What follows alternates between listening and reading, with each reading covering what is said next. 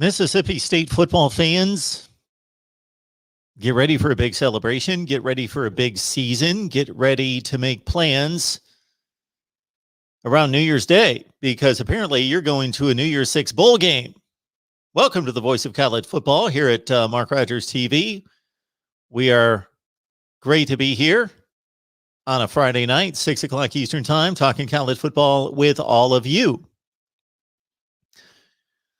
Earlier this week, I posted my 1 through 130 rankings. Those were program rankings, not to be confused with necessarily team rankings, although they would be very close in most cases to team rankings for 2021. Maybe I'll do that for 2021. Hey, I'll do the team rankings. We'll do that in a couple months. Once spring practice concludes here in the next few weeks, I'm going to inundate everyone with so many rankings and ratings, your head's going to spin. All right, for the time being, again, we get you set for spring football this weekend in places like Coral Gables, Florida, Columbus, Ohio, Tuscaloosa, Alabama, and elsewhere. Please call in at 860-499-3332, and we're going to focus on the ESPN Football Power Index. And my opening had to do with the FPI rating. Mississippi State is the 8th best team in the country. I would like to say you heard it here first, but you heard it first from ESPN that Mississippi State is the 8th best football team in the country. I don't know that Mississippi State has ever had the 8th best football team in the country, but apparently this is going to be a first in 2021. Bulldog fans, you know I've got a certain soft spot in my heart for you Mississippi State football fans.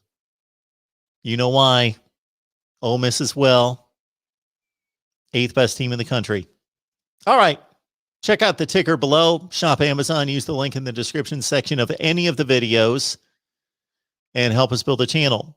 So statistics tell us that everybody across America, when I say everybody, I'm talking like 80% of the country, shops Amazon. So please use the link in the description section of the videos and help us build the channel.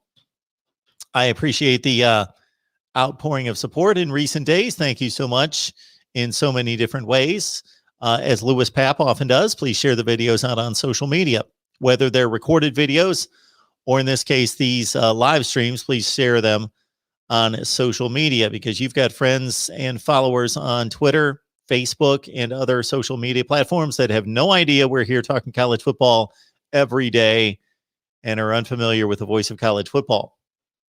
All right, I'm going to get into the ESPN Football Power Index. I would like to first remind everyone that we've got a big day of college football coverage tomorrow, Saturday, starting at 11 a.m. Eastern time. We will start our watch party with you on Patreon. So please sign up at Patreon. Just go to Patreon, Patreon, Patreon, search Mark Rogers TV, or go to the link in the description section of any video, and next to Patreon in caps, you will see our link right there. Grab that link, sign up on Patreon, join us for our watch party, and we're keeping this open-ended. Miami kicks off at 11 o'clock. Therefore, that is the first game of the day, and we will be there with you for a big watch party to talk college football with you. But I know Ohio State kicks off at noon, and then everybody else later in the day.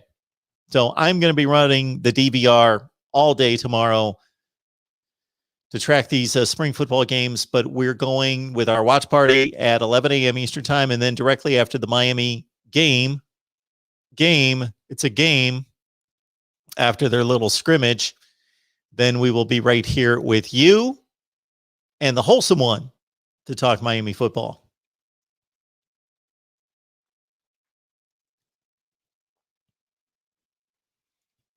D-Rock Irish, first in the house. Is everyone getting the notifications? And my apologies for not setting this up until about 5 after 5. Kyle Pickett, let's get into this. Yes, let's do it. First, to hit the like button. Please do that as well. Before you get settled, before you just dive into the live chat and pick a lot of fights with people and call me up, hit the like button, please. Buying crypto, Kyle and Lewis. This has been the big topic recently. I, by the way, have my Doji coin that I purchased at 5 cents, 5.5 cents to be more accurate. 5.5 cents the last time I checked it today. Lewis, maybe you can give me an update. We were at about 38 cents, maybe 33 cents, something in that range. I think it peaked out at like 47 cents today. So my daughter's suggestion, my baby girl, thank you so much. And also took a little Ethereum in the last month. Wampus 75. Wampus, thank you so much for the great contribution last night. I so much appreciate that. Hope you know that. Mark, it's college football.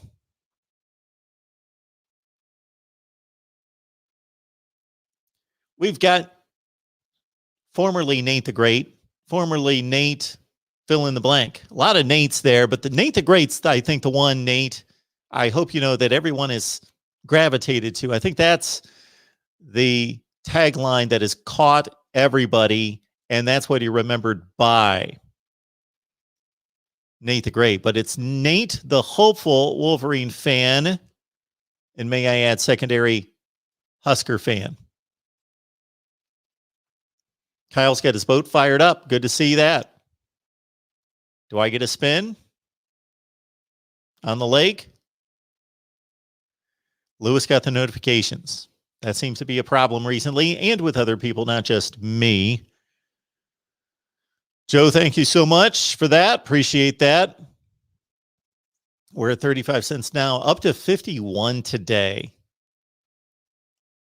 Yeah, I saw 47 cents. And boy, if you only had the foresight to play the moves, you know, sell at 51, which I remind people that get into investing, you never catch the highs and the lows. You have to be satisfied with about 20%, within 20%.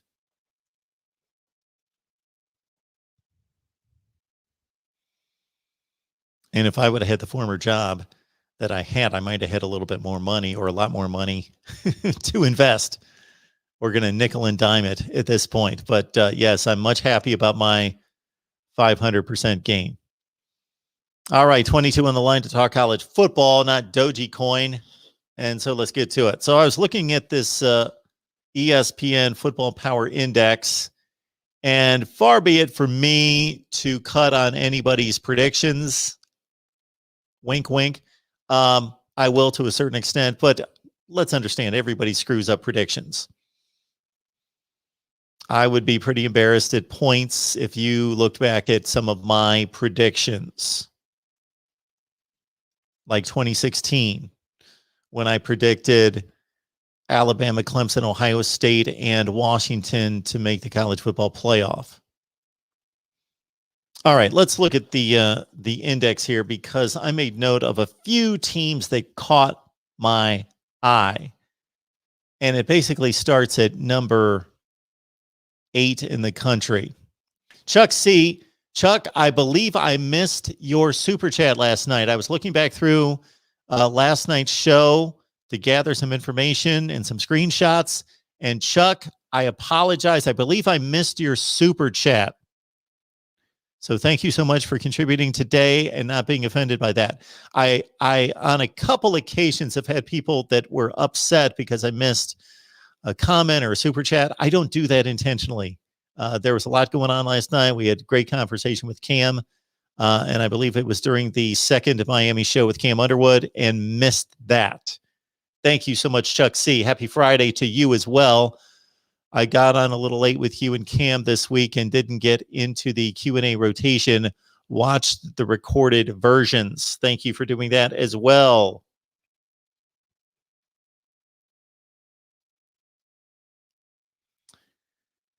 The ESPN FPI has Alabama at number 1. They had the Crimson Tide at number 4 preseason 2020. We know how that worked out.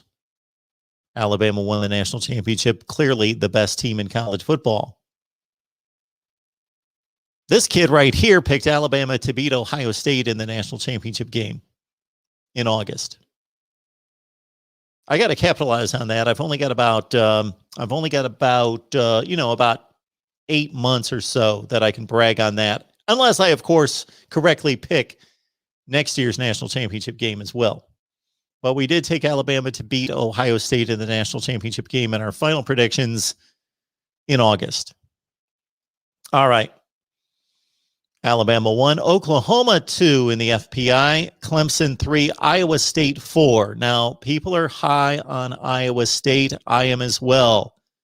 We had a tremendous conversation with Levi Stevenson of SB Nation talking Iowa State football a couple weeks ago. I hope that you check out that conversation because I just love getting guys on here that just really can dice it up when it comes to their particular teams. We had a couple guys on a couple nights ago, and the video posted from Auburn. Our guys over at War Rapport. Those guys were tremendous. Ike Jones, Michael Gittins over at the War Rapport. They were tremendous. I don't want to leave anybody out. Don't want to highlight just specific guys, but Levi Stevenson talking Iowa State football, first rate. I would do an Iowa State report every week. I would treat Iowa State like Miami, Michigan, Ohio State, go down the line if I got the views, but I can't do that. I can't talk Iowa State football 3 times a week if nobody's going to watch it. But man, that conversation was great. Just like, again, even if you don't like Auburn football, if you're an SEC fan, especially, or just want to keep up with the big teams, the conversation we laid down the other night with Ike and Michael from the War Rapport was pretty stellar. Those guys were great. All right, back to it. Alabama 1, Oklahoma 2, Clemson 3, Iowa State 4. That might be a little hefty. And this isn't necessarily a projection of where these teams will finish. This is basically saying, as I understand the FPI, which I was never really into, but as I understand the FPI, this is where ESPN is projecting, basically saying these are a ranking of the quality of teams, meaning when we say number 1, we mean that's the best team in the country, and number 2 is the second best, and number 3 is the third best. But once you combine it with the schedule, it may not necessarily turn out that way. That's how I take it. With Bama 1, Oklahoma 2, Clemson 3, Iowa State 4, Ohio State 5, Texas A&M 6, Georgia 7, Mississippi State 8. Stop right there. Whoa, whoa, whoa. Hey.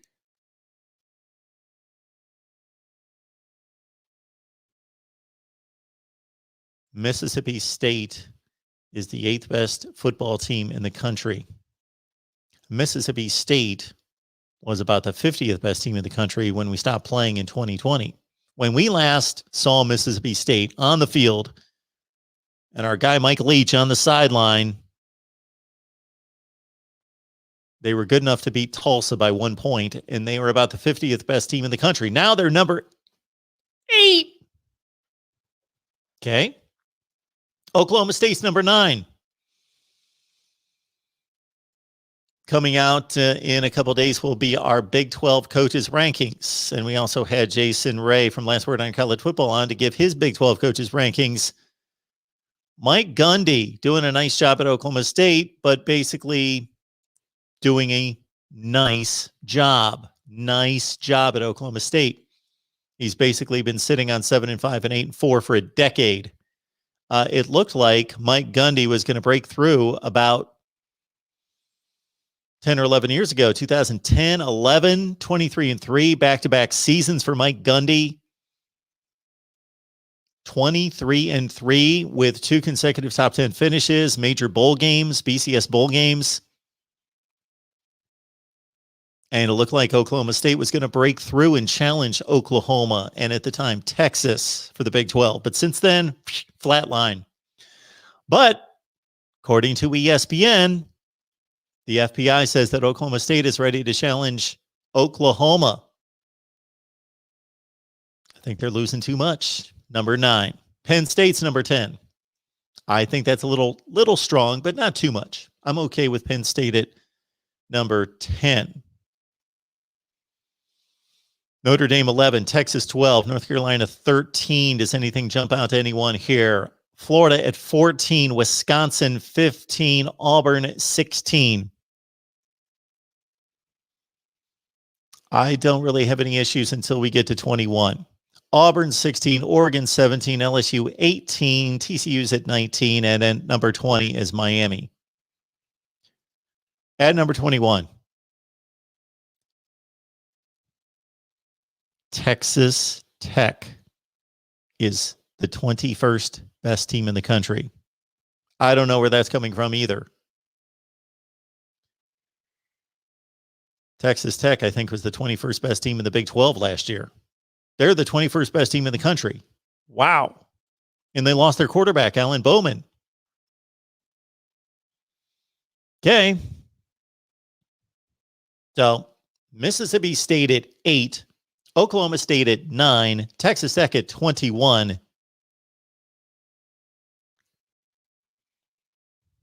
Okay, let's see what you guys have to say about this.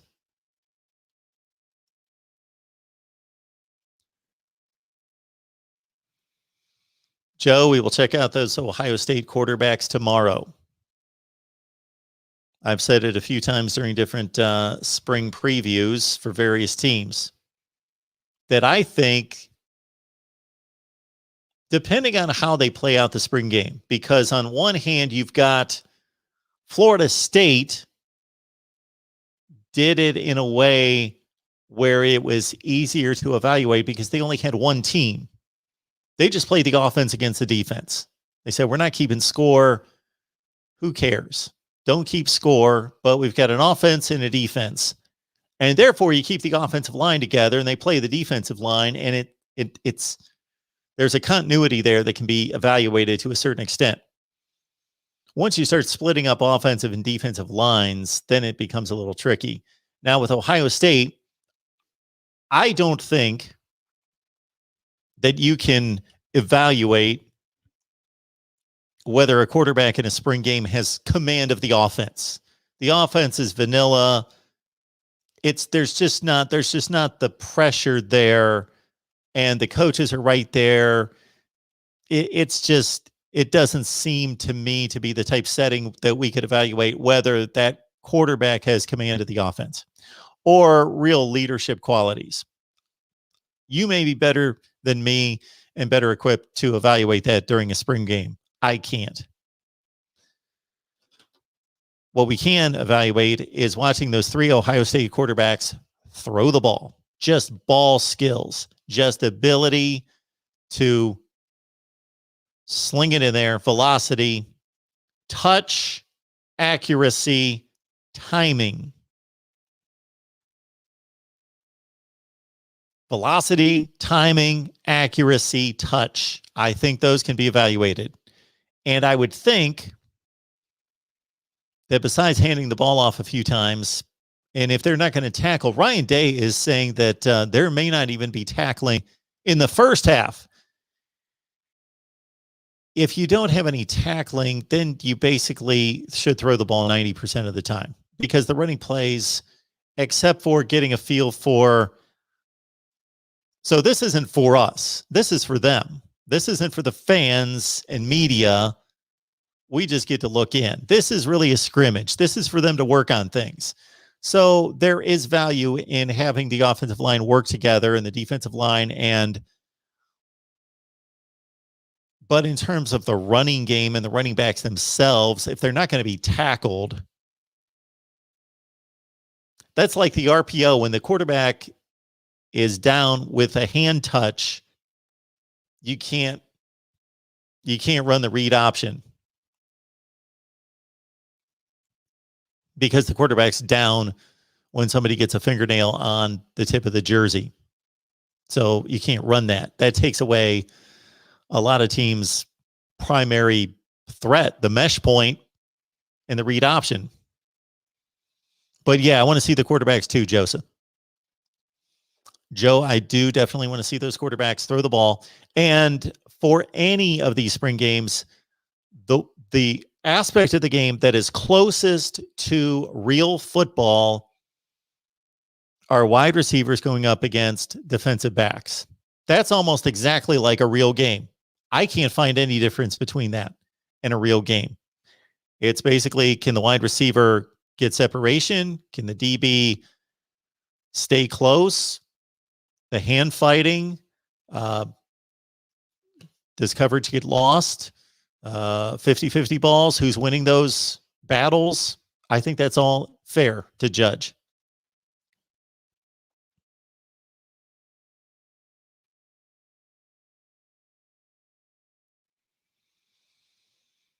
All right, we left you off at 21 with Texas Tech. Ole Miss is 22, Iowa 23, West Virginia 24. At number 25 is Indiana. USC 26, Cincinnati at 27. That number sounds familiar. Okay, I don't think Virginia Tech's the 28th best team in the country. That's too high. Arkansas 29, not the 29th best team in the country. That's too high. Northwestern at 30, probably about right. But Pat Fitzgerald may just do better than that again. Arizona State 31, Virginia 32, NC State 33. When I get a production assistant, I'll be able to put these things up there. Or maybe I'll be able to do it myself when I finally, maybe I'll break open that thing. Yeah. All right. Back at it. NC State 33, Missouri 34, Coastal Carolina 35, too high. Tulane 32. Huh? I didn't go this far down the list before. Tulane is the 36th best team in the country. Tulane. Am I missing something? Is somebody else out there possibly an FPI expert? These are rankings of the best team in the country to number 130. Because I'm not putting the wins and losses. We can categorize that's differently because it takes the team talent and evaluation with the schedule to produce the wins and losses. Tulane is going to go 8-4.5. That means they're going to the conference championship game under most scenarios. Number 36 is way too high. Tulane is number 36. Tulane. All right. Wake Forest 37. Number 38 is App State. Probably a shade too high. App State is not better than Kentucky or Michigan, the next two teams. Florida State's 41. Louisville 42. Memphis 43. Kansas State 44. Ball State 45. Too high. When was the last time a MAC team was one of the 45 best teams in the country? Maybe Western Michigan under PJ Fleck, 2016, undefeated, played within a score of Wisconsin in the bowl game. That Western Michigan team. I don't think there's been a MAC team. There has not been a MAC team since then that's been that good. 45 in the country, Ball State. So basically, Ball State has been way under 500 for years, and then they get a big breakout season last year. They won the MAC, finished 7-1, won their bowl game over San Jose State impressively, but Nebraska 46, Baylor 47, Tennessee at 48, Minnesota 49, and Purdue 50.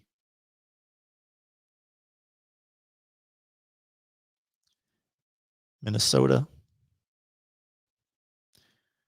Pitt 51, Troy 52, Toledo 53. Again, MAC schools a little too high. BC 54, Maryland 55, 56 is Michigan State. Utah is 57.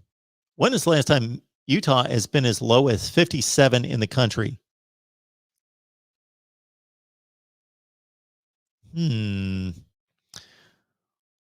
UAB 58, Washington 59. Washington's the 59th best team in the country?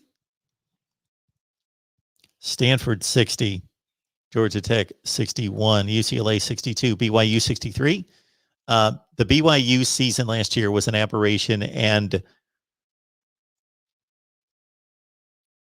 they played a group of 5 schedule. They had Zach Wilson. BYU comes back down to earth. I get that. And they've got BYU basically at 7-5. Better than 7-5. Buffalo at 64. Now, the best team in the back. The best team, I said, in the MAC, not the back. The best team in the MAC should usually be in and around that 64 spot, not in the 30s. Buffalo 64, Liberty 65, Houston 66, Tulsa 67, South Carolina 68. Louisiana 69 seems a bit low. I have not studied Louisiana specifically, but they were one of the 25 best teams in the country last year. Billy Napier beat Coastal Carolina in the bowl game. And I saw a statistic that said Louisiana, I believe, has the most offensive production back of any team in the country. And they're 69. UCF 70. 71's Colorado, 72 Central Michigan, 73 Eastern Michigan, Duke 74, Nevada 75, Cal at 76, Western Michigan 77, Boise State 78. I counted 18 group of 5 teams ahead of Boise State. I know that this ranking puts a lot of weight in coaching changes. Oh, I've got a couple of calls coming in. Let me get to those. But let me address this Boise State situation. I know that this measurement of the FPI puts a lot of weight in quarterbacks changes and coaching changes.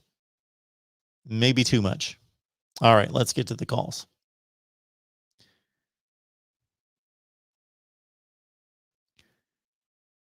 Derek's on the line. Let's talk some college football with Derek. How you doing tonight? What's on your mind? Oh, yeah, just like maybe 3 points. I know it's hard to believe. I know you mentioned just a few minutes ago that Tulane would be considered ranked higher than like a Boise State or even a Washington. I know they're a Conference USA team, but yeah, it's kind of odd how they would be ranked so high. Yeah, they're ranked ahead of half the ACC and half the Big Ten. Yeah, and then they're not even a conference contender. I know they weren't last year, to my knowledge, and nope. They're kind of like that team that just they get on your schedule, like non-conference type game that appears on a Power 5 schedule, not so much of a contender themselves. Yep. But I know the other question I had, a couple other points, sir. Thanks for taking my call again. One thing I was wondering, kind of deviating from the rankings a little bit, but I know I'm probably the last one to know, but Chase Bryce, who went from Clemson to Duke, and even Coach Sweeney said that Chase Bryce was probably the second best quarterback in the ACC.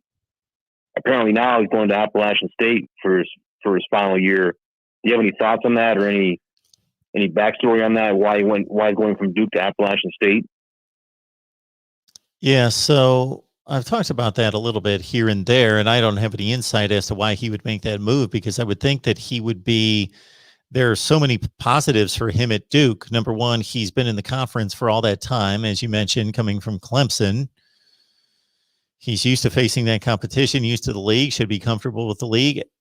His head coach, David Cutcliffe, is one of the better quarterback developers in college football. Now, he threw a ton of interceptions last year, but I would think that he would want to stay there at Duke. Maybe he just wants to play for a team that has the ability to win. And, of course, he can do that at Appalachian State. But I have not gained any great insight into why he made that decision, but it doesn't seem on the surface to be one that most people would make. Yeah, I'm surprised. I don't know if this can be done, but I never heard of anybody leaving a school than coming back to a school which they left. But I'm sure Clemson would love to have him back now, considering the circumstances at quarterback there, and especially the backup quarterback. But I'm sure he wouldn't want to be a backup because that's what he would be facing at Clemson if he were to come back to Clemson. Well, it's a great thought. I've got a name for you. Eric Gilbert left LSU, went to Florida for a month. He's back apparently at LSU. May not be able to play this year. He's got a number of off the field issues, but probably going back to LSU. So it has been done. And I'm trying to think anybody else. But you've got a great point there about the issues. Even before Pumachan was hurt in the spring game, that there was just not quality or experienced depth there for Clemson, and Chase Bryce would be, based on what we've seen. I didn't watch him play a whole lot last year. Don't watch a whole lot of Duke football unless they're playing competitive games. But I just know he threw a lot of picks last year, but I thought he looked good in the appearances he had at Clemson, and of course pulled one out of the fire against Syracuse a few years ago when Trevor Lawrence went down. Yeah. Oh, yeah. I thought personally he played kind of conservative. They played him kind of conservatively at Clemson. I know he kind of played just to keep things safe, to play it safe, kind of, so to speak. But I didn't follow him real closely, especially when he went to Duke. But I know, sir, if you don't mind me asking, I know he's been going back to Pumachan. I know his brother is a freshman now at UConn. Yep. I know you being, I think you're based out of Connecticut. Is UConn are they considered an independent now? I know are they out of the American East Conference for football? And also, is Pumachan, the younger brother, at UConn now, is he a contender for the starting job there? Do you know? Well, this is what I'll have to say about that. It's interesting that you bring him up because I knew about Pumachan when he was in 7th or 8th grade, because I actually am pretty good friends with a guy who was a coach of his at that level, and told me at that time, I'm coaching a kid right now that will be a big time Power 5 college quarterback. And of course, he went on to Clemson. Now, in terms of UConn, that's interesting that you bring that up, because I was trying to find that information the other day. I was looking at standings, and when I was ranking teams and looking at it, thinking, okay, they canceled their season last year. They left the American Conference. I guess they're just an independent, but I haven't seen any standings to confirm that. Well, I saw their schedule, and they're playing like 2 or 3 teams from the American Conference or American East. Actually, not. I'm sorry. I get the correction. They're not playing anybody from the American East. I think they're playing some teams from Conference USA. They're playing, I think, Vanderbilt. And they're playing Clemson, ironically. But yeah, I was wondering. I didn't see any conference affiliation on their website, so I wonder if they withdrew from the conference. I wasn't sure. I had not been following anything on that. Well, if you can believe Wikipedia, which I think we can most of the time, it's got him listed as an independent. Okay. Interesting. But, no, I thanks for taking my call, sir. I appreciate it. I want to talk. I'm sure the other people want to get into, but I appreciate you taking the time to speak to me. Thank you, Derek. Have a good night. Yes, sir. You too. Thank you.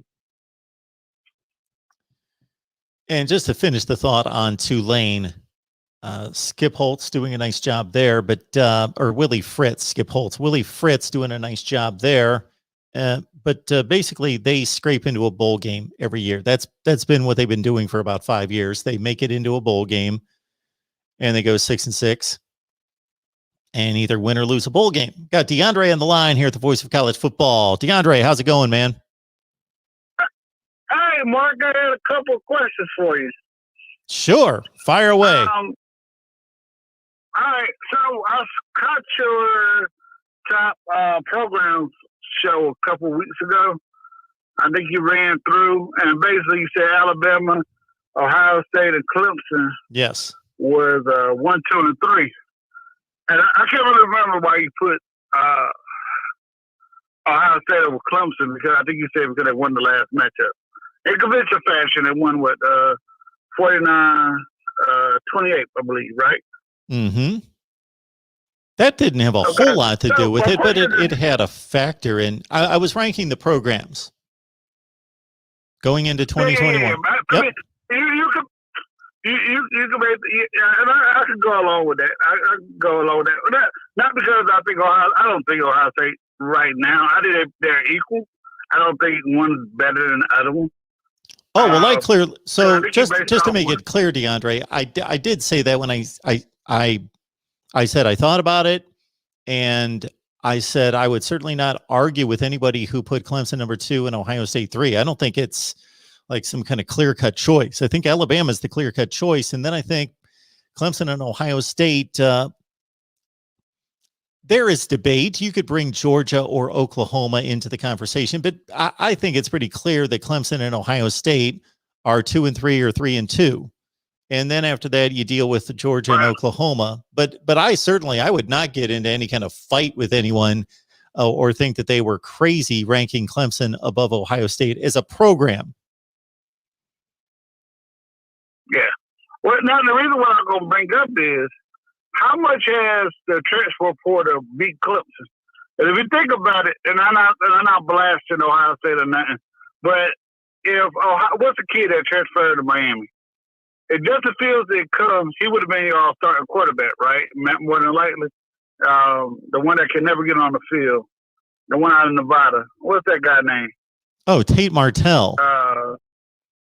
Tate Martell. And then Tig would have been the starting running back. And we saw when Dawes went out of the game against Clemson, Tiggs wasn't really that good. So my question was, how much has the transfer portal beat Clemson compared to the actual programs of that thing? And, they have a right to transfer because that's up to them. Everybody has that right in Ohio State, and LSU got the right to take whoever they want to. But my point is, with that Ohio State or LSU, I know we can't compare this because it's not actually played like that, but would they have beat Clemson if they didn't get those transfer people in? Either one of those teams. Well, it's a good point to make. I also think that if Ohio State would not have gotten Justin Fields, then somebody else would have been in line. Not to that degree, but I don't think Ohio State would have been in a position that they would have been starting Tate Martell at quarterback. Right. I feel you on that. But I was just saying, even that Sermon, I don't know why he transferred from Oklahoma to Ohio State. But, I mean, he was a beast. And I think Rutgers starting center for, what Ohio State called a peak was the starting center at Ohio State. So I was just wondering how much did that play into the factor of Clemson losing. Like, people bring up Joe Burrows. Joe Burrows was 24 in a championship game. Yeah, I don't think he would go to class. And then he had Joe Brady come in and help him out and get him better. So I was just looking at those factors and how much the transfer portal has hurt Clemson in that way of winning the last 2 years. Not saying they would have beat Alabama last year. DeAndre, there was a time when almost every transfer made sense to me. I could see the position battle, and then I could see where that particular player was transferring, and it made sense. Now they're all, I see transfers when we were seeing them come through every day that didn't make a whole lot of sense to me. Some of them are pretty obvious. Right. Marquis Stepp left USC where he was buried 3 or 4 deep on the depth chart, and he's coming to a program in Nebraska that just needs running backs so much. He's got the opportunity to be the guy at Nebraska. That makes sense. But now I see all sorts of moves that I'm like, really? I think guys are just, man, there are so many guys leaving, and I don't know if they're that unhappy with their situation. Yeah, it's like, you look at Eric, the guy tight end for LSU. It's like, dude, what are you doing? You just, first you say you was homesick, you want to be closer to home, so maybe you went back to Georgia or something. And, and I didn't read the article all the way, but I know the NCAA is trying to crack down on it because people, like you said, are just transferring to transfer. But the guy going from USC to Nebraska, that makes sense. But I'm like, you got other programs who these guys can go to and hey, we're going to get up and let's go to let's say, go to South Carolina. It's not a bad program. They just need a little bit more help. And you probably could start right away. And some of these guys is like Tate Martell. He went down to Georgia, to Miami, where everybody was stacked at quarterback. I mean, there's had a lot of, not saying they were all better than him, but obviously he didn't get on the field, and their quarterbacks absolutely suck. So that tells me something about Tate Martell, I just don't understand the transfers. Like you said, it just doesn't make any sense. Like, I'm just going to transfer today.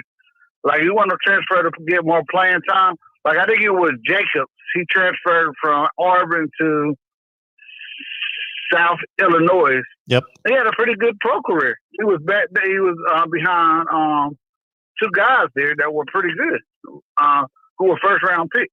Yeah, so he was behind Cadillac and Ronnie Brown. Yeah, so that's what I'm saying. I can understand, and I want to show what I can do. I don't want to be stuck behind those two guys my whole time here. So I can understand that, man. It's understandable. I heard your last caller say something kind of funny about the backup quarterback for Clemson, Bryce. And I would say this. If you think about that year that he came in and helped Syracuse, Clemson beat Syracuse, Mm-hmm. There's three things that you should look at. Clemson started running the ball with ETN. Second, he was like the fifth-string quarterback. Because remember, Clemson was loaded at quarterback at that time. They had Hunter Johnson. They had Simpson, who transferred to Jackson State. And then they had another kid who transferred. He transferred down to Florida, who was like really good coming out of Florida. I can't remember now. I think it was like Israel Tucker. And he transferred. So like he was way down the what's it called it, and people already calling Hunter Johnson a bust. He was like one of the worst recruits that Clemson ever had, and he was like a 5-star. I don't know why anybody would want a 5-star quarterback out of Indiana. I think he should have went somewhere where he was more could play. But yeah, I heard what he said, and I was just commenting on that. And my question about Justin Fields, are the way you're why do you think the NFL scouts are? I know he's gonna be a first-round pick, but why do you think they're so down on him? The basic two things that I've heard that seem to be repeated over and over. One would be that he doesn't read defenses well. And number two is that he's got a throwing motion that's been affected by playing baseball. Oh, wow. Yeah, I didn't know that. It's kind of crazy, but, well, you could say that Jameis Winston went through the same thing. And you see how his career turned out so far. Sure. And hopefully he gets it back together. But, and that's kind of amazing. But I think Justin Fields is a better athlete than Jameis Winston. Yes. So I wonder would they say the same thing about DJ Uiagalelei, because he's supposed to be a heck of a baseball player too. When I watched Justin Fields throw the ball, like when there was concern about Tim Tebow's throwing motion, I could see that. You could see how long his throwing motion is, that he dropped the football really low down near his hip and then he brought it through. Like, I don't see that with Justin Fields. I see him bring it up by his ear, a la, Dan Marino classic. And he really, man, he throws a pretty pass. He can really rip it. I'm not a quarterback guru, so I'm not going to sit here and say that I know what I'm talking about, but I just watch a lot of football. And I just don't see a comparison between, let's say, Tim Tebow and the knock that he had going into the NFL and what we're seeing with Justin Fields. Yeah, because I mean, me personally, I don't want to see how Tim Tebow was a first-round pick because I didn't think he was a good quarterback, period. Now, if he had said, okay, he's a good athlete and moved to a different position, I could see that. But, yeah, I wasn't really a big Tim Tebow fan. I don't know why a lot of people were in love with Tim Tebow when he was coming out of Florida, outside that he was a winner, but he was also probably, which I don't think a team that gets a lot of respect, but that Florida team was probably one of the most talented teams that we've seen in college football in the last 21 years. I mean, that team don't get no love as being like, we'll talk about Miami in 2001, Florida State. What do you say was 2013, 2014, somewhere around there? And then a lot of those Alabama teams and Clemson. But we never give that Florida team any credit. I don't think they lost a game, did they? The Florida teams that won the national championship? Yeah, I think it was either junior or senior that was really good that won the national championship. They both lost a game. Obviously the first team, he was just a backup quarterback. The Chris Leak team, they lost a game to, I think, LSU in 2006. In 2008, the Tebow team lost to Ole Miss early in the season. Yeah. The one thing I'll say, people like, I think the one defense I'll make for Tebow is that, yeah, he made it to the NFL and he got a starting job at one point with the Broncos, and he never looked good and his statistics were never good. But I'll admit, the guy pulled games out in the fourth quarter. He went on a long run where I think he went 7-1, and yes, Denver at the time had a really top-notch defense, number one. Number two, he would play poorly for 3 quarters, and then he'd put a couple drives together, make a few throws, and he'd finish, 10 for 23 for 140 yards, but he would make some plays in the clutch and win some games. And I believe this record that I'm about to spit out is accurate. I don't know of any other quarterback in the history of the NFL who was benched and also never given a chance after going 8-4. Vince Young? And I'm not saying that I would want Vince Young. Vince Young got a lot more chances than that. Well, yeah, probably so, but I was just being funny. I think Vince Young. I'm not saying that I would want at all. Yeah, I'm not saying that I would have wanted Tim Tebow to be my starting quarterback. I'm just saying that he succeeded. And Vince Young, I just pulled up his numbers. So he went 31-19. So he did get 50 starts in the NFL. And he threw 46 touchdowns and 51 picks. Wow. Now, and the argument, though, did Troy Aikman throw more INTs than the touchdowns, too? No. Tim Tebow. Okay. Tim Tebow threw 17 touchdowns and 9 picks. It's a very small sample size, but at least he threw twice as many touchdowns as picks. Troy Aikman, I'm going to give it a shot before I look it up here. Give me a chance on this one. I know that the numbers are back there in my brain somewhere. He threw about 180 touchdowns and about 135 picks. Let's see where I'm at. Troy Aikman. I like having this monitor over here now. I can look up some stats. I used to have to always... it's pretty close. 165, 141. Yeah. But I know that, quarterbacks are sometimes made by the team they have around them. And look at Tannehill. I mean, he got that big contract, but Derrick Henry does all the work. So, I mean, to me, I think Sam Darnold is getting a bad rap. I mean, when he came out of college, everybody like how good he was, and then it's like, man, like what happened in the pros? But if you look at his team, if I was the Jets, I would have traded that pick, got a bunch of other picks, built up that offensive line. They already got the guy out of Louisville. Maybe get that guy out of Purnell and got a receiver, and kept building my offensive line. I mean, when they were good, they had a good center in Ferguson. At left tackle, I mean, I just don't know what they're doing. I'm not a Jets fan, but I just hate when I see people say we're gonna go heavy on quarterback when it's been proven time and time again that you don't always have to have a quarterback in the first round to be to be considered one of the best quarterbacks of the time. Because Tom Brady got 7 championships and was a 6th-round pick.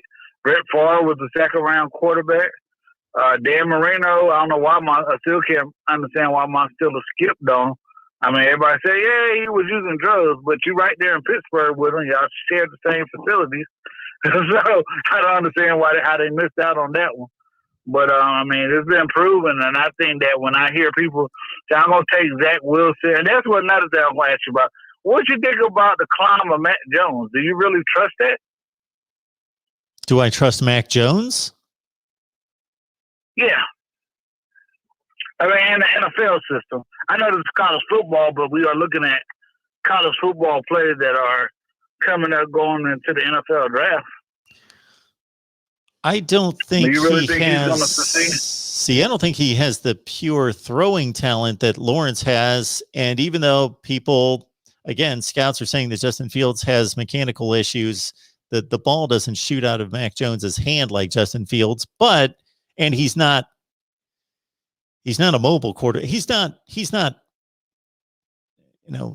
tied down with his feet in cement. He's not Drew Bledsoe, but he's not giving the offense any advantage with his feet. So he doesn't bring that dimension. So that's the difference between Fields and Jones, is that Fields can run, he can move, and he's going to threaten the defense, and Mac Jones doesn't. I would draft Justin Fields ahead of Mac Jones, but I think Mac Jones could turn out to be a really good quarterback in the NFL. He's very accurate. What about Chess? Why you think some people are so down on him? And he's coming out the same system that Prescott was in. I think with Trask, it's similar to the reason why he wasn't highly recruited coming out of high school. He doesn't have a big arm. Oh, I think wow. that's most of it. I didn't know that. I mean, I thought doesn't have a real big arm. I think he's better than Mac Jones from what I've seen. I mean, I'm not going to say I watched all the games, but the best, the talent that I've seen with that, both of them have. I mean, I think Alabama had a lot better receivers. And, yes. Stark is just heck of a coach. So, but I'll ask this two last things. When are you going to do the Miami 01 versus Florida State? I got to do that. 2013. Yeah.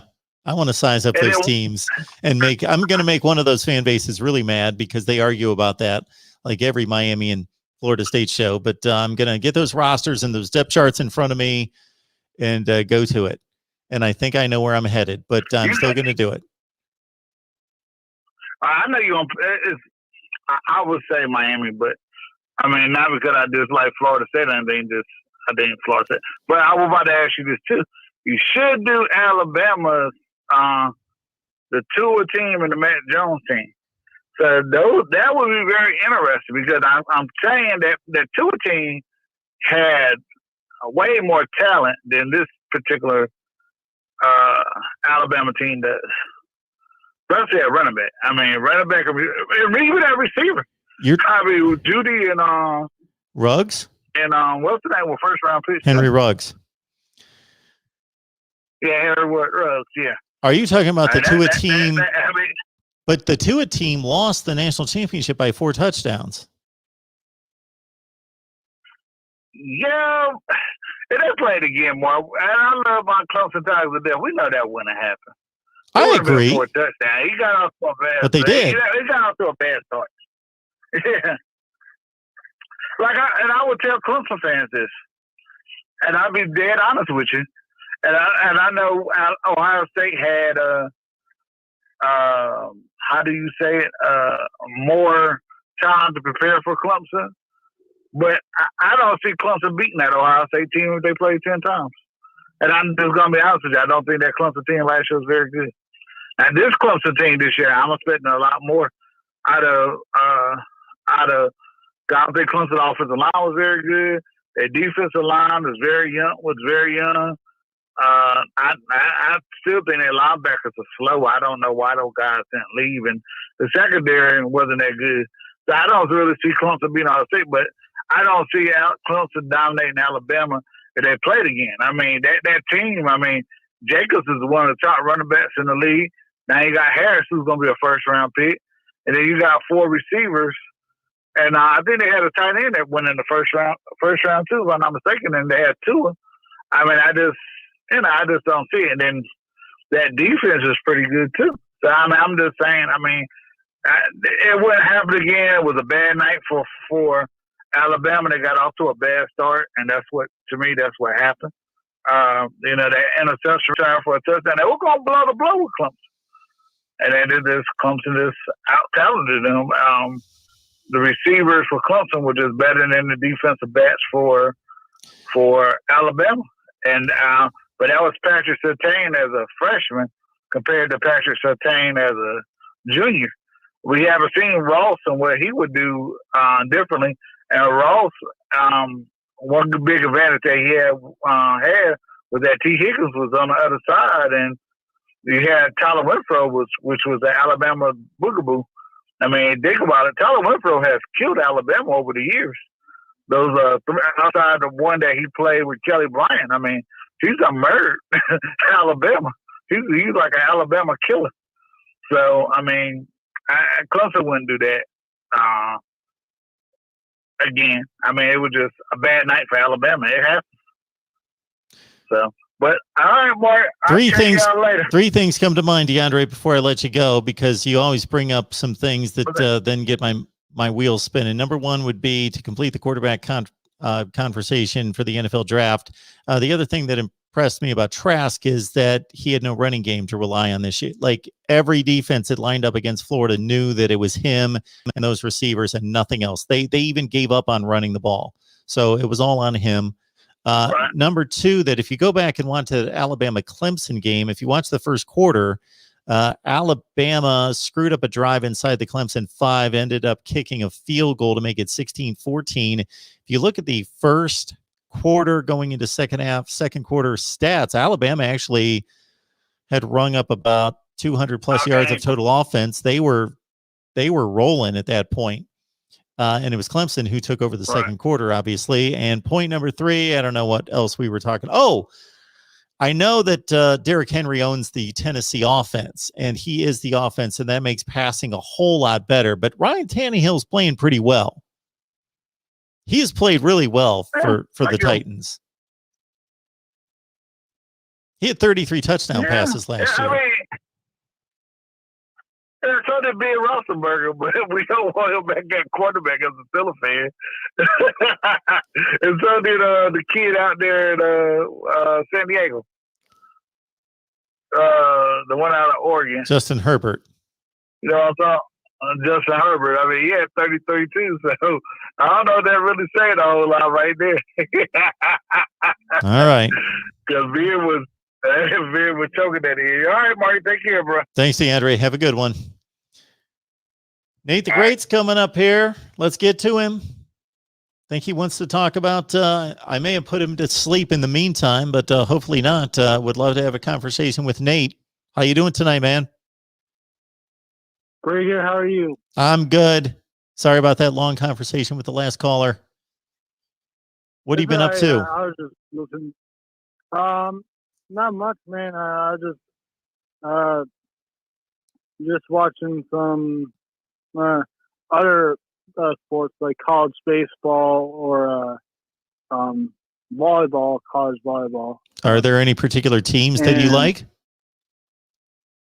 Well, I like college baseball. My first team is Nebraska Omaha. My second team is Nebraska, and then Michigan. I only like Michigan in football. Well, not only, but that's the first team I like in college football is Michigan, and then Nebraska. So, and plus the volleyball tournament for NCAA, I think Nebraska won against Texas State volleyball. But they've been, I don't know if they have been back to back national championships, but they have a bunch. I think they have 5 national championships in volleyball, which is pretty good. Yeah. Well, the one there's 2 reasons I want to talk about tonight is that if Michigan, I know I love Michigan, I know, but if Michigan fires Harbaugh like in the mid-season, I don't know if that's going to happen or not, maybe, but if he goes like 0-4 right away, Mm-hmm. do you think that will happen if they go 0-4? If they go 0-4, If Michigan goes 0-4, well, I know that if they go 0-4, at least 1 and probably 2 of those losses would be against really horrible football teams. So yes, I'm going to say I know that Jim Harbaugh is going to be fired if Michigan's 0-4. Yeah. I'm not saying that will happen, but it might happen because the college football is all about upsets, or not upsets, but like anything can happen in college football or any sport. But so Nate, just to let you know, sorry to cut you off. I just wanted to close off that part of the conversation. If Michigan goes 0-4, they will have lost to Western Michigan, Washington, Northern Illinois, and Rutgers. Yeah, that'll be a season over for me because I'm not going to watch any more games for that season because I already know that season over for Michigan. But if they go 0-4, that'll be horrible. But Nebraska on the other side, they've been, I would say, disaster with Scott Frost. But he needs to step up this game if he wants to be successful. Like Harbaugh, is it true that Harbaugh has 1 divisional title?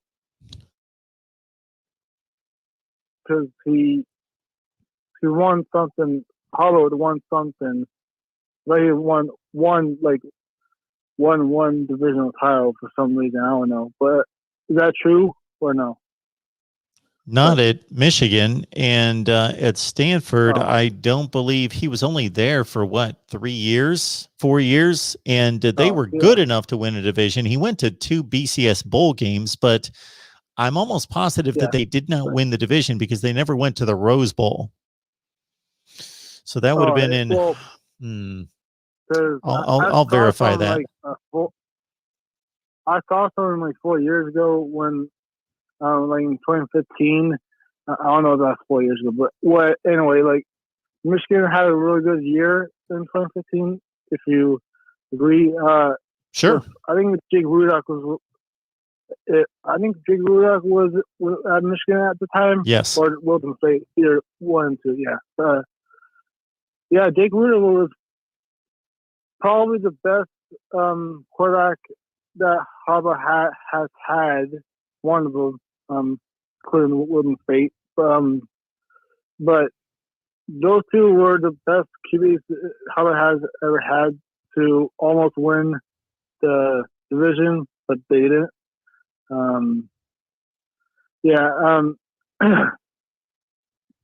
Anyways, for Nebraska, I think here's my prediction for their season. Probably 6 and 7. That probably won't happen, but most likely, or maybe happen. I don't know. 6 and 7. But I hope they win. You don't like that bowl game matchup for Nebraska? You're not feeling too confident about the bowl game matchup? Well, actually, I'll take that back. I'll do 7 and 6. Okay, now you do feel good about the bowl game matchup. Yeah. Okay. Yeah. it's like an SEC team, no, I would probably take that back. But if it's like is WAC a conference anymore or no? I'm sorry, what was that question? What is the WAC conference a thing anymore or no? No. Does Okay. not exist. I was just curious because if Nebraska won against like a MAC team, or an American team, conference team, I'll prove that. Other than that, yeah. Michigan, my prediction, they're probably gonna go like. I know they had J.J. McCarthy and Ken McElwain, but I don't see they going like in 5. Maybe they might go 7. Well, I'm not 7 and 6. Same as Nebraska. 7 and 6 for Nebraska and Michigan. Okay. Yeah. I'm not confident in Harbaugh anymore. My confidence in Harbaugh was last year. That happened. But so yeah, but I think that's it. But before I go, can you name a ideal coach or a offensive coordinator could help Michigan if they fire Harbaugh? Or who should be the head coach? Yeah, if Harbaugh gets fired this season. Well, I'm going to give you a very boring answer that I think I've given you before. The first guy that I go after, if I'm Michigan and I fire Harbaugh, is Matt Campbell at Iowa State. That's the first guy that I go after. Okay. I also call Chris Peterson, who used to coach at Washington, and I see if he wants to come back to college football coaching. I go out to Oregon. I talk to Mario Cristobal and see if he wants to come to Michigan. Those are 3 candidates right off the top of my head that I go after. Okay. So, sorry, I keep repeating the same questions, but No, that's okay. No. I didn't mean it that way. I didn't mean it that way. You can ask me the same question every night if you'd like. I'm just I didn't have anything to spring on you that was anything new, but those are the 3 guys that come to mind. All right. Well, here's my 3 guys, if you don't mind. I think Joe Brady for the Carolina Panthers wouldn't be a bad decision, even though he has a contract for Panthers. Second, obviously Matt Campbell. 3, the Stanford coach. I forgot who's that. David Shaw. He might. Yeah, David Shaw. Yeah. Anyways, Mark, I don't want to get much time for the callers, but it's good talking to you. Always good to hear from you, Nate. Have a good night. Yep.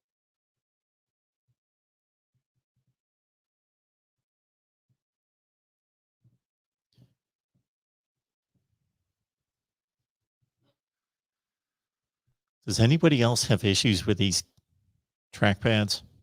This thing drives me nuts. All right.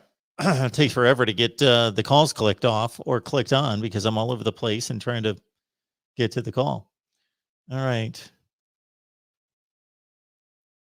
Duke and Florida State. Florida State has never lost to Duke.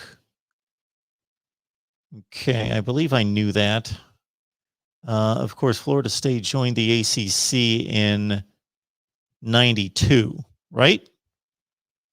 So they've played most of those seasons since. Yes, it's 19-0, and that's the first time they ever played Duke. They never played Duke in football, which is a bit surprising before that, since most teams in a certain area of the country typically would get together and play. I'm in the midst of going through win probabilities for teams across college football. I did a ton of teams in the SEC and posted those videos on our SEC channel. If you love the SEC, any teams in the SEC, head on over there and subscribe. So I knocked out most of the top teams in the SEC, and I was going through, and for most of these teams, I was just kind of giving a history of what the series record is and the last time they played, and if there are any trends between the teams. So in the case of Florida State and Duke, no games prior to Florida State entering the ACC, and they have wiped about 19-0. Although Florida State had to technically vacate some wins in 2006 and 7. 2 games they won 51-24 and 25-6. 19-0. Joe Bo, good to see you in here. Kelly Clarkson's here as well. Wow. Kelly, if I drop you a link, you come on in, you sing us a song. I don't necessarily vouch for your interview skills. I can't say that. I haven't seen her show. I shouldn't say that.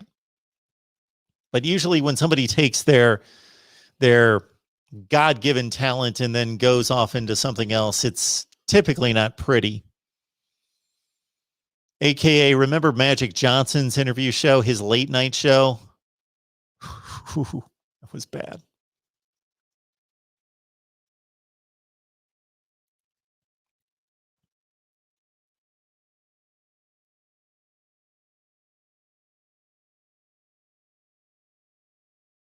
I could probably say the same for myself. I'm definitely naturally a better writer than broadcaster, but still in college, I chose to be a broadcaster. Malik Savage, Ohio State, I think Ohio State, I think going have a battle in a couple of years. It not Michigan or Penn State, the Indiana Hoosiers and their programs in right direction. Whew. Okay.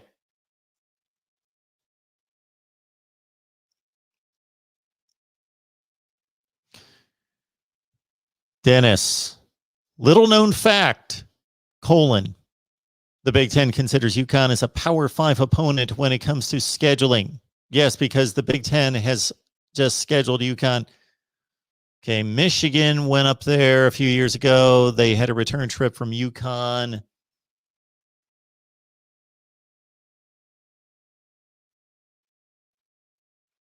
Indiana's played them, right? UConn. Who else has played UConn in the Big Ten? I'm almost positive Indiana's scheduled them, and Michigan had a home and home. Ohio State certainly has not played UConn. Iowa? No, I don't remember. Nebraska? Wisconsin? I don't remember any of those teams playing UConn. Maybe Illinois did. Rutgers and Maryland, but they were stuck in that conference with UConn forever. I believe Trey Sermon was a grad transfer, and that's something we need to keep in mind when we look at these transfers and have that discussion and cite examples from the past. Difference between the grad transfer and the guy who transfers prior to completing his eligibility at a particular school.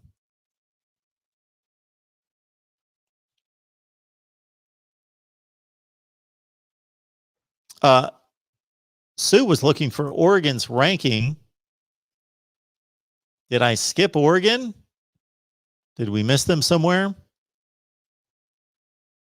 I thought they were around number, 11? Let's see here. Oregon in the FPI.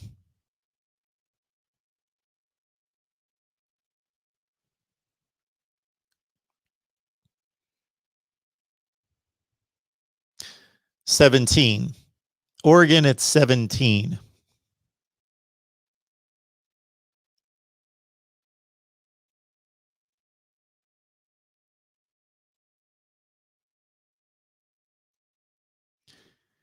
Got to do something about the transfers. Yes, we do. I want to give these individuals an opportunity in a free country, in a country in which we see our freedoms being compromised elsewhere. I'm all for freedom of choice, but there has to be some type of accountability and some type of they are signing a contract. When it comes down to it, a scholarship is a contract.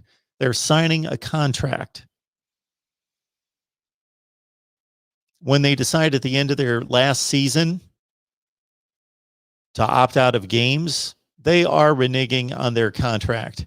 And if they leave the school, there should be some kind of consideration for that. And that's why originally they had to sit out a season. Because you know what? It's student athlete, regardless of what the reality is. For any particular person, they're supposed to be student athletes, student first, athletes second. And so the transfer shouldn't be all about playing time, but it is. I know I'm arguing an ideal and not reality, but you still treat it to the ideal to a certain extent and say, okay, you have signed a contract and you are benefiting greatly from this contract. You are receiving a free education. You are receiving room and board, and you are receiving class materials with your education. You are receiving a tremendous meal plan. You are getting all that for free, or more accurately, in exchange for your athletic prowess. So you have signed a contract with us. If one of these conditions is not met, or if one of these conditions is met, then you are free to look elsewhere. The head coach who signed you left. The position coach who you signed under and built that relationship with left.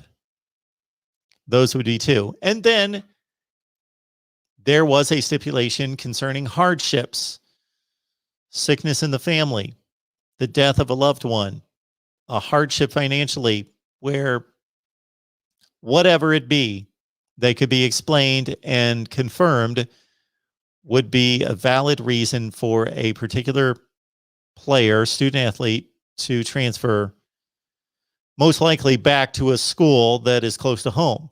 Not just, I'm third on the depth chart.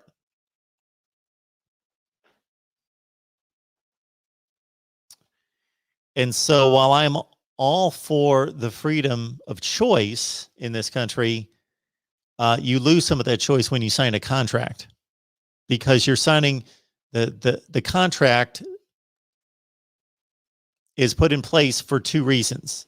It gives one side the security of knowing that that individual is going to work for them under these conditions, and it gives the individual these financial considerations and benefits for said work. And that's the agreement.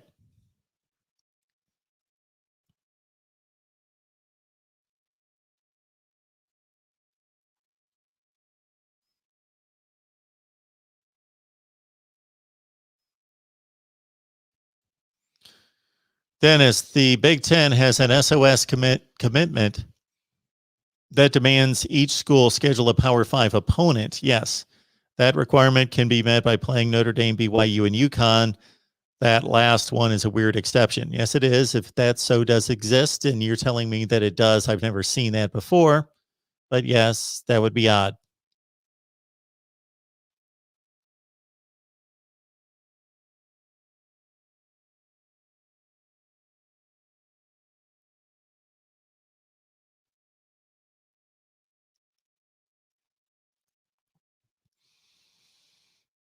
I've said it here several times that I had the pleasure of listening to or attending a luncheon where Jim Delaney, the former Big Ten commissioner, spoke. This happened about 3 times, and I'm talking about a small luncheon with 20 or 25 people.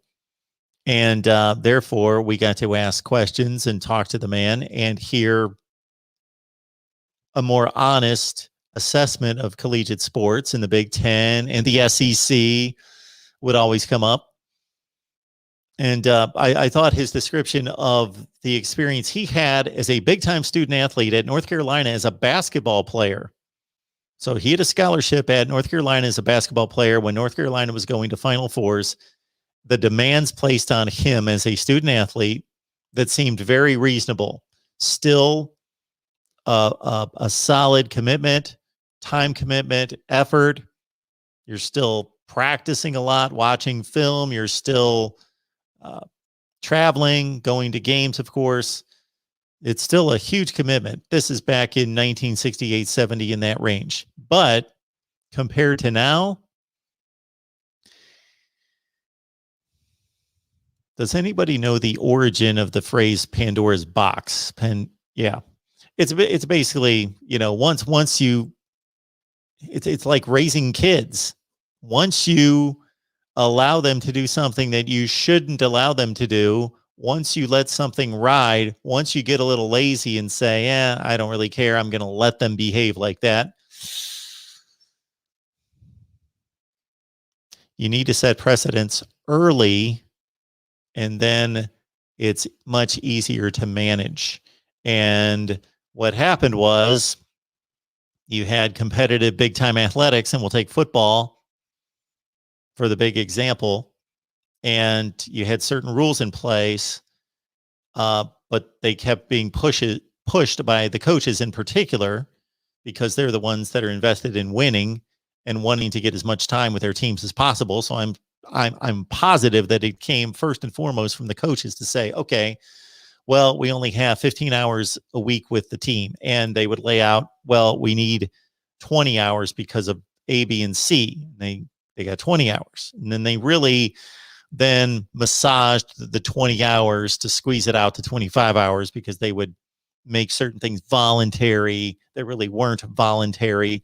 And then it's never going to come back, because then obviously the connection to the NFL that's been in place since day one, but certainly has been strongly in place since the 1940s and 50s. And so if you're a feeder league for the NFL, and one of the reasons you're able to recruit big-time athletes to your school is because you churn out NFL players, then you're never going to get back. You're never going to be able to reverse the cycle and say, oh, you know what? We'll reduce the hours. So it's gotten completely out of control, but it's not going back.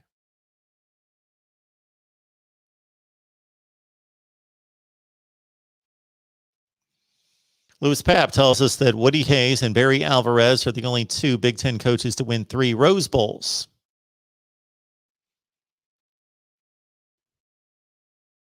I cannot think of another. Woody Hayes would have won in his first season with the Buckeyes was 1951. I think he won something in the range of, he would have won a 58 Rose Bowl. Another one, they didn't get to go back in 61. They won one over OJ in 68. He won another one against USC. I think he won 4, right? And Barry Alvarez won one against UCLA in 93, one against UCLA in 98, then beat Stanford in 99.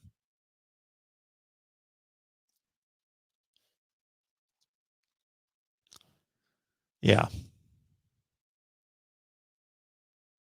Bo only won 2. 2 and 8, right? Beat USC his second to last season.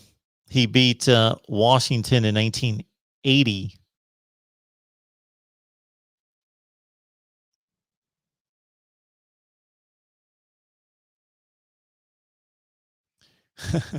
Ronan, I've got my contacts in.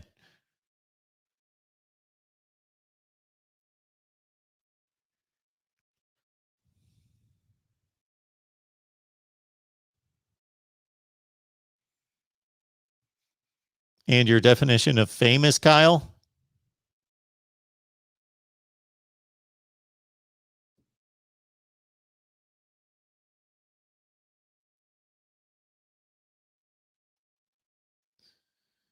D-Rock Irish, 2021 wide receiver recruit Xavier Worthy, 61st overall player, decommits from Michigan. This was the Wolverines' number 2 top prospect and recruit. The struggle is real in Ann Arbor.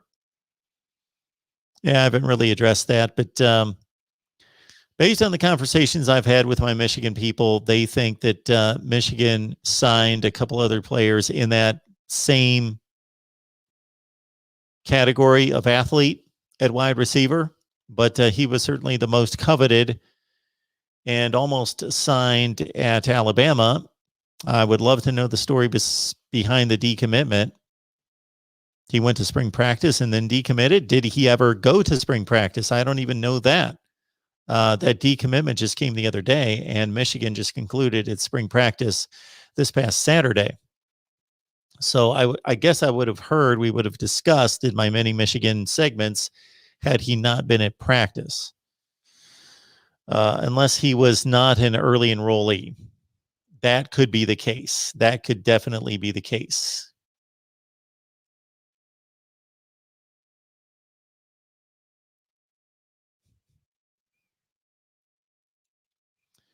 Many thanks to Kyle. Kyle, as long as the wife is pleased, keep the wife happy. As long as she's happy, everything's good. You already know that. I'm just reinforcing that. Wife thanks you for keeping me out of her hair. Buy more crypto. Thank you, Kyle. Appreciate that so much. Appreciate that so much. I'll also remind people, you would be the people because I'm talking to you. Yes. Anytime I say something stupid like that, I'm thinking, Mark, why did you just say it like that? I'm talking to you people right now. Yes, you're absolutely. We're having a conversation here. That we've got a watch party on Patreon tomorrow. So check us out there. That's only $5 a month, 16 cents a day. Join us on Patreon. Grab the link in the description section of the videos, or just go to Patreon and search Mark Rogers TV, and you go to Patreon. And we're going to have a watch party tomorrow at 11 a.m. Now, don't expect a lot of this out of me. It's spring football, number one. Number two, it's 11 a.m. in the morning. If you guys have noticed, I haven't been on here at 2, 3 o'clock in the morning like I used to be all the time. Number one, I actually don't have a job that requires 50 or 55 hours out of me a week. I only have this. And when I say only, I'm still grinding all the time. But I got to grind a little bit more on the marketing side and the YouTube analytics side to try to figure that out. But I'm not here at 2 or 3 o'clock in the morning. And I'm probably missing some people, unfortunately, because of that. So I am going to jump on late night soon, because I used to do that all the time, and there was a little more juice out of me, a little bit more vibe. But 6 p.m. I'm up now. That alarm's going off with the stock market at 9:30 in the morning. But with the ESPN job, that kept me up until 4:35. No, later than that, like 5 o'clock in the morning, if I could get to sleep. And then I was up pretty early and cranking it out with all of you all day, all night, live streams, so forth. But I do notice that there are certain people I've heard back from a few people who can't join us this early. They're late night people. They've got jobs that require them to be there, of course, and they join us late night. And it's been a long time. It's been since the football season since I've gone on late night. So I will sprinkle in some late night shows. But Kyle, thank you so much. And also a reminder that you can contribute directly to me through Venmo, PayPal, and Cash App. And there are certain advantages to that. Venmo, PayPal, and Cash App. Kyle, thank you so much for that. It is appreciated more than you can know. As Ronan states often, catch the vision. The vision basically is this. The vision is to build out a college football network that is first rate, top notch, all the time, full throttle, and maybe we'll have 50 YouTube channels with college football coverage all across the board. And I'm going to clone myself 50 times and we'll get it done. But the vision is to build out a network of college football coverage. I have a list of topics for the next several months that I would like to get to. I love analyzing stuff, rating stuff, ranking stuff, and I will get to all of that. I don't necessarily know if that's what you guys want to get into. I know that many of you get into those type of videos. Speaking of which, and again, thank you, Kyle. Speaking of which, Mike 3883, the college football experience. So Mike 80, if I'm not mistaken, Mike told me recently that he loves the kind of videos that we do where we rank things and rate things and do all that. I tell you, I still have stuff that I'm working on from months ago. Like, for example, I went through the SEC and I wanted to compare the recruiting rankings versus the results on the field and make a direct comparison to see which teams are overachieving and who's underachieving. And then, of course, do that throughout college football. And we know that Texas is underachieving and USC is underachieving and Wisconsin's overachieving. We know that. But I did want to put it into perspective. And also, I also wanted to see if there was anything valid to certain teams being overrated or underrated.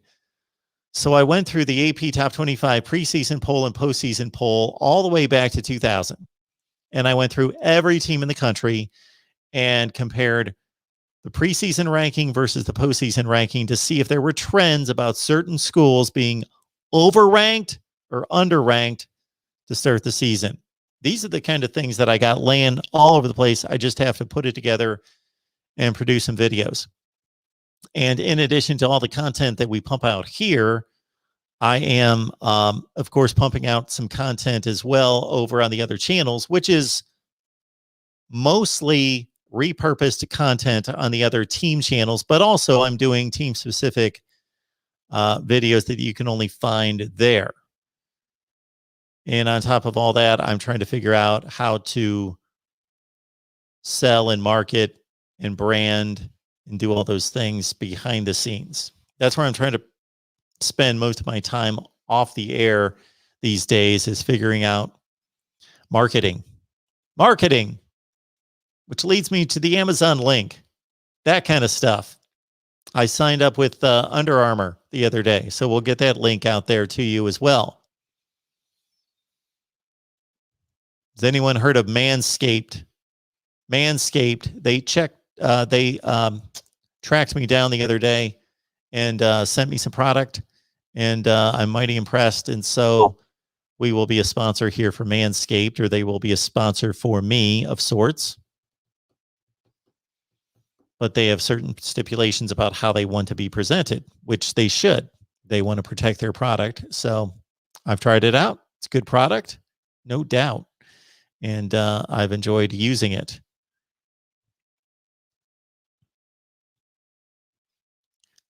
See, that's what I'm looking for right there. I wouldn't even have come up with that. I've seen the word marketing about 18,000 times in my life, and it never hit me. Marketing.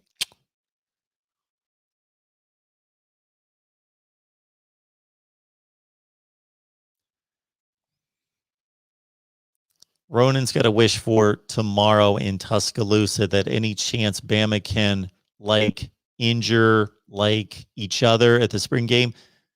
Not for too long. They all come back on September 5th. That should be fine.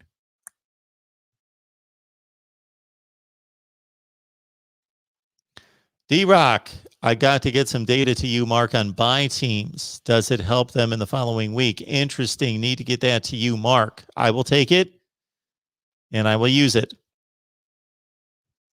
If somebody could define for me trap game, which I know what it is.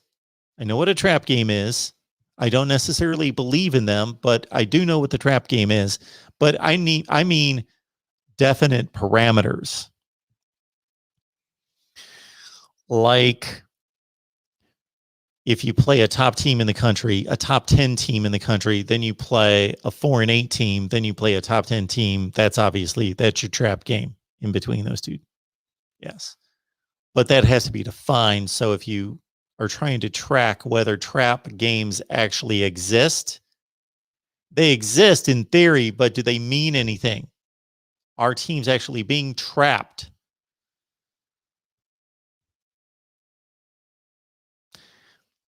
Like I know certain people tell me all the time that division games in the NFL are more competitive.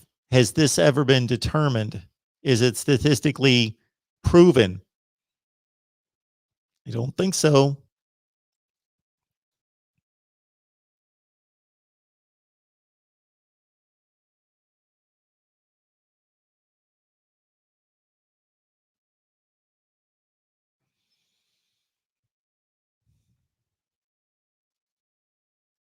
Ronan, the vision is that we all get to continue to enjoy this fantastic content. Hit the like, donate if you can.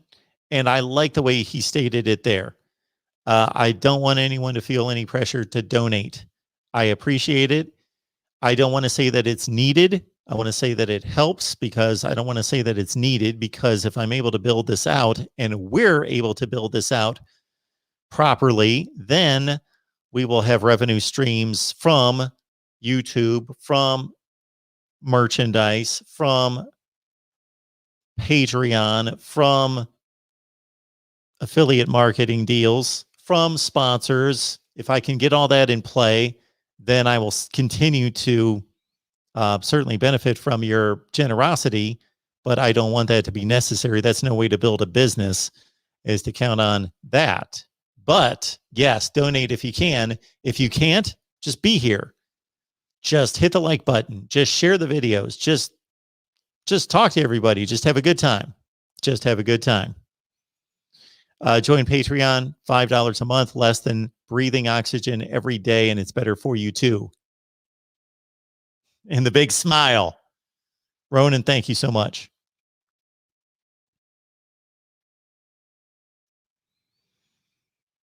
Mike says, Indiana, the year after Ohio State lost to Purdue, the media tried to call a trap game.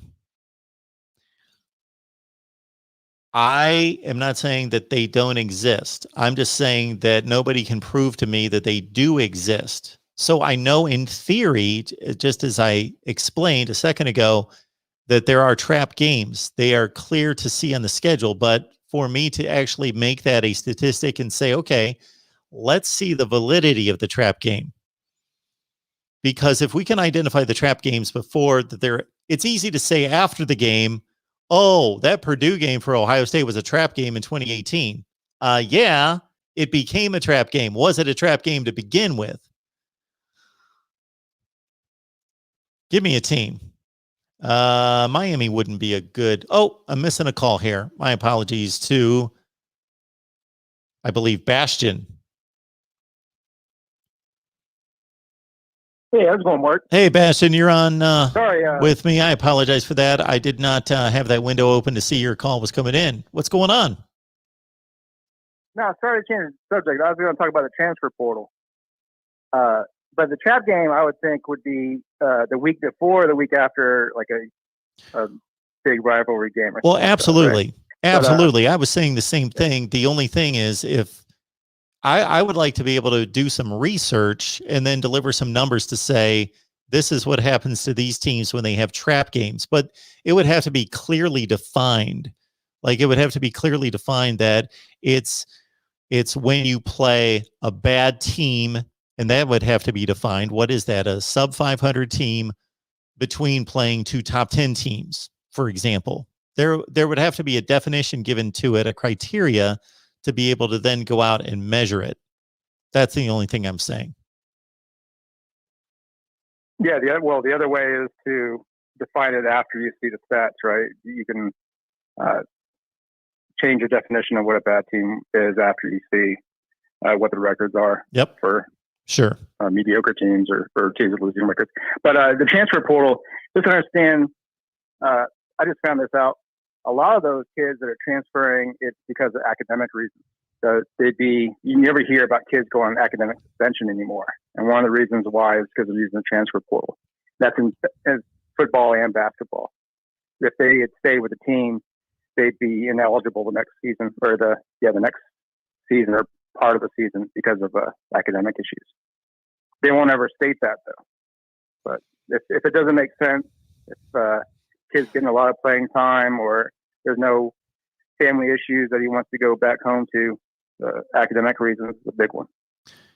So thanks for bringing that to light, because that's something that slipped my mind, that I have had a couple conversations with some guests in the last few months, and that was brought up concerning a few different athletes, or that was a conjecture that could be the case. So that slipped my mind, but that's a good point.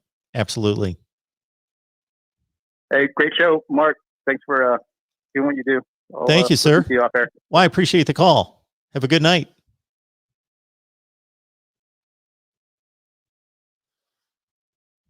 All right. What do you say, folks? I'll be back here at 11 a.m. Eastern time on Patreon with our watch party. So watch party at 11 a.m. You watch whatever game you want, or you can watch reruns of I Love Lucy or 3.5 Men. And I'm going to be watching football, though, because that's my job. It's a tough one. As I've heard my man Elvis say many times as he's kissing the girls along the front row, it's a tough living, boys. And I wasn't going to go into my Elvis impersonation there. But 11 a.m., I'll be watching football, and it's going to be Miami kicking off at 11, Ohio State at noon. Then I'm going to have to split my eyes up and watch both games at the same time. I know that SEC Dog is hyped up because Georgia hits the field tomorrow at 2 p.m. Eastern time. And yes, I will have to make sure, I hope I can DVR that, because we're going to be right here talking and not watching Georgia's spring game, but I want to see Georgia and Alabama tomorrow as well. And there's other teams in the SEC playing tomorrow. And those are all SEC, except for Alabama. King of the Hill plays on ESPN. All those are on the SEC alternate channel.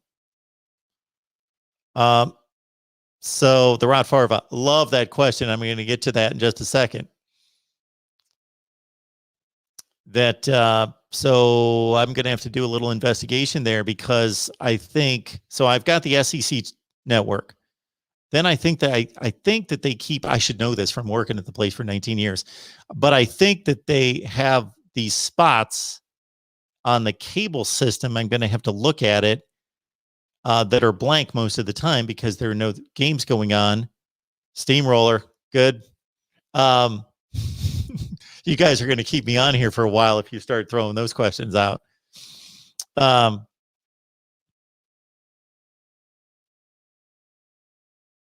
That I will have to DVR those spots, hoping that there are going to be games there to DVR. Or maybe while we're doing our live, I'll be on here and I'll just kind of flip around and find them, because I want to be able to track all those games.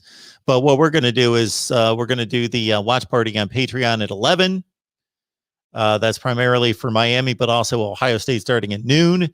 And then as soon as the Miami game's over, we're going to be on here with a wholesome one.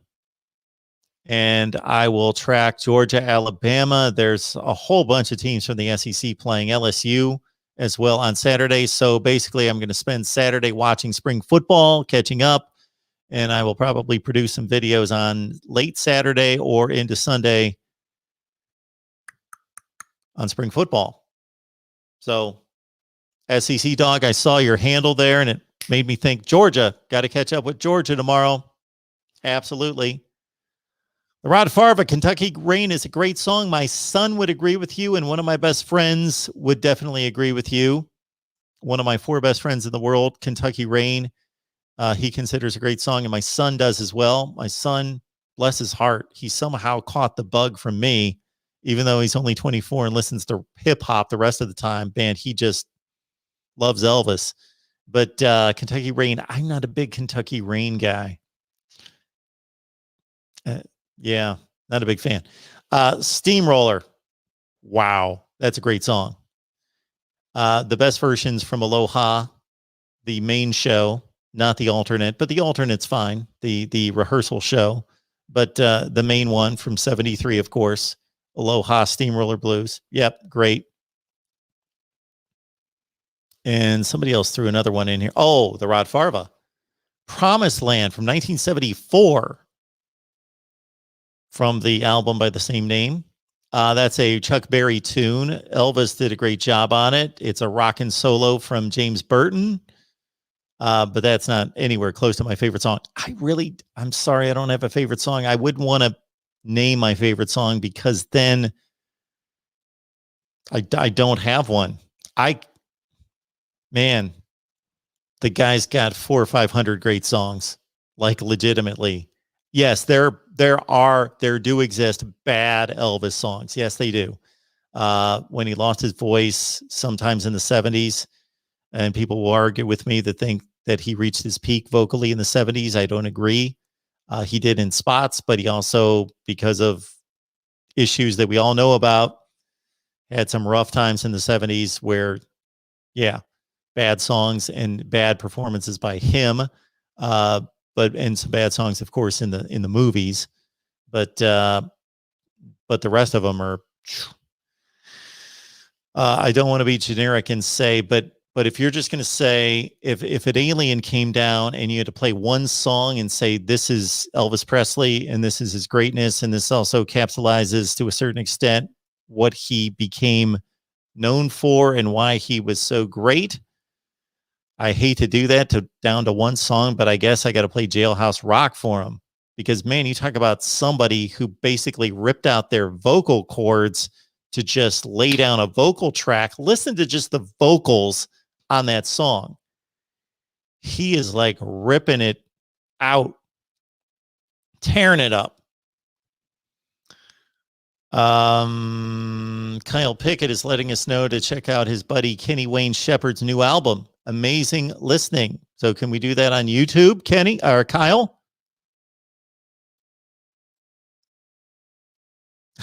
Who didn't have rough times in the 70s? Yes, Mike 3883. Absolutely. Oh, man. Yeah, don't get me started. Again, don't get me started. And the only person I know of who sounded better live, that shows the true greatness. When you sound better on a stage with no auto-tune, and in those days, until a certain point in his career, no sound system to hear yourself sing and sound that good and actually sing better on a stage than you do in the studios. Phenomenal. All right, Dennis, where you been? Dennis, where you been? Dennis, we got a watch party tomorrow, 11 a.m. And if you don't catch us on Patreon, then you can catch us directly after the Miami game. Hope you know that. And Kyle is letting us know that we can all catch his buddy Kenny Wayne Shepherd's new album on YouTube.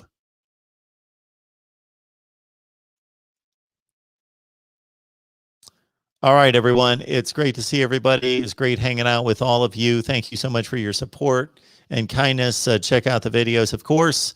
I've got many that I've already recorded that have yet to be released, and I'm working on, as soon as spring practice is over, I'm telling you, all the spring games are in the books.